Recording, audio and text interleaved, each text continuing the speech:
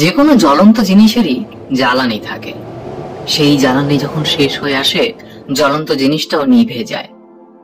প্রত্যেকটা নক্ষত্রের মতন আমাদের সূর্যেরও জ্বালানি গ্যাস রয়েছে, সেটাও একদিন শেষ হয়ে যাবে। নক্ষত্রের মৃত্যু কিভাবে হয় তা অনেকটাই নির্ভর করে নক্ষত্রের সাইজ বা আকারের উপর। কোন নক্ষত্র সুপারনোভা রূপে বিস্ফোরিত হয়ে নীহারিকায় পরিণত হয়, আবার আকারে অনেক বড় নক্ষত্র বিস্ফোরিত হলে তা ব্ল্যাক হোলে পরিণত হয়। মহাকাশ বিজ্ঞানীদের মতে আমাদের সূর্য অত বড় নক্ষত্র না হওয়ায় এর প্রধান জ্বালানি হাইড্রোজেন শেষ হয়ে গেলে এটির ওপরের স্তরটি ফেটে একটি প্রকাণ্ড আকার ধারণ করবে এবং পৃথিবীর কক্ষপথের চেয়েও সূর্যের আকার তখন আরো বড় হয়ে যাবে এবং খুব স্বাভাবিকভাবে বুধ, শুক্র, পৃথিবী, মঙ্গল সূর্যের ভেতরে থাকবে।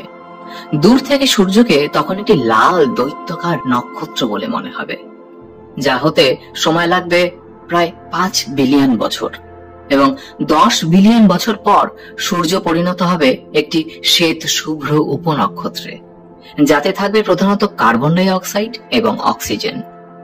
এর থেকে আলো ঠিকরাবে ঠিক ততটাই যতটা পৃথিবী থেকে পূর্ণিমার রাতে চাঁদকে উজ্জ্বল লাগে।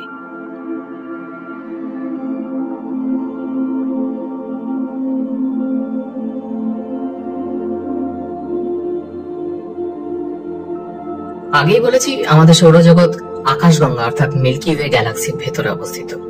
যেহেতু ভিডিওটা অলরেডি অনেকটাই বড় হয়ে গেছে, তাই এই ভিডিওটাকে আর না বাড়িয়ে সরাসরি চলে যাব ব্রহ্মাণ্ড সৃষ্টির কথায়। তবে যদি আপনারা কমেন্টে জানান মিল্কি ওয়ে এবং তার কেন্দ্রস্থলে অবস্থিত ব্ল্যাক হোল নিয়ে একটি সম্পূর্ণ ভিডিও আমি বানাই, তা অবশ্যই বানাবো। প্রায় 13.8 বিলিয়ন বছর আগে ঘটেছিল ব্রহ্মাণ্ডের সব থেকে অদ্ভুত ঘটনাটা। একটা মটরের দানার থেকেও ছোট্ট একটা দানা বিস্ফোরিত হয়েছিল মহাশূন্যে, যা ছিল অসম্ভব উষ্ণ এবং ঘন।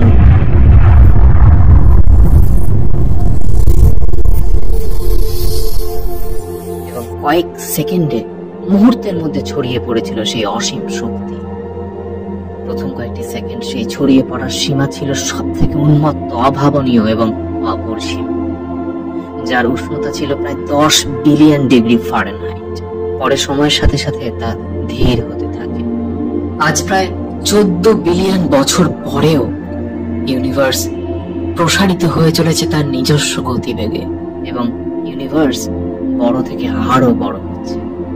ব্রহ্মাণ্ডের এই বিস্ফোরণ থেকে উৎপত্তি হওয়ার তত্ত্বকে বিগ ব্যাং থিওরি বলেন বিজ্ঞানীরা।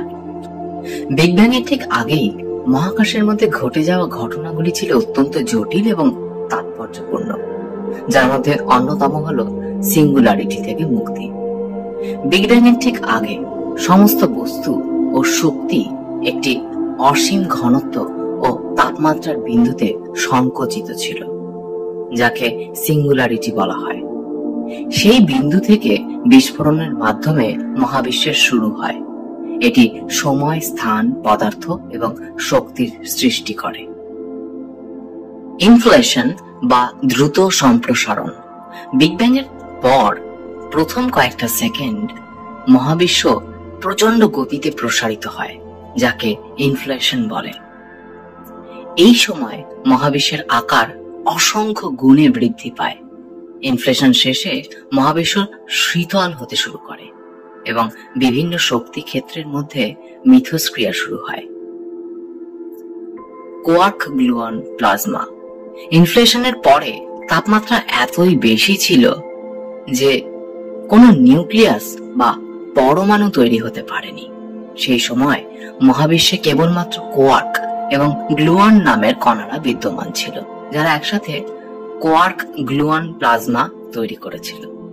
প্রথম কয়েক মিনিটের মধ্যে তাপমাত্রা এবং ঘনত্ব কমতে শুরু করলে কোয়ার্ক এবং গ্লুয়নগুলি একত্র হয়ে প্রোটন ও নিউট্রন গঠন করে। এরপরে প্রোটন ও নিউট্রনগুলি একসাথে যুক্ত হয়ে হাইড্রোজেন এবং হিলিয়ামের নিউক্লিয়াস তৈরি করে। এই প্রক্রিয়াকে নিউক্লিয়ার সিনথেসিস বলা হয়। এরপর আসি ফোটন এবং রেডিয়েশনে। এই সময় মহাবিশ্বে প্রচুর ফোটন বিদ্যমান ছিল, যা শক্তি আকারে প্রকাশ পাচ্ছিল। এই ফোটনগুলি চারিদিকে ছড়িয়ে পড়ে এবং মহাবিশ্বকে প্রাথমিক আলো দেয়। তবে মহাবিশ্ব এতই ঘন ছিল যে আলো তখনও খুব বেশি দূরত্ব পর্যন্ত ভ্রমণ করতে পারত না। রিকম্বিনেশন এবং প্রথম আলোর মুক্তি। বিগ ব্যাং এর প্রায় 3,80,000 বছর পরে মহাবিশ্বের তাপমাত্রা হ্রাস পেলে ইলেকট্রন এবং প্রোটন একসঙ্গে যুক্ত হয়ে পরমাণু গঠন করে। এই প্রক্রিয়াকে রিকম্বিনেশন বলা হয়। পরমাণু গঠনের ফলে ফোটনগুলি বাধামুক্তভাবে ভ্রমণ করতে পারে, যার ফলে মহাবিশ্বে প্রথম আলোকের মুক্তি ঘটে। এই আলোকটি বর্তমানে কসমিক মাইক্রোওয়েভ ব্যাকগ্রাউন্ড রেডিয়েশন বা CMBR হিসেবে ধরা পড়েছে। এই ছিল বিগ ব্যাং এর পরপর ঘটে যাওয়া গুরুত্বপূর্ণ কিছু ঘটনা, যা মহাবিশ্বের বর্তমান অবস্থার ভিত্তি স্থাপন করে।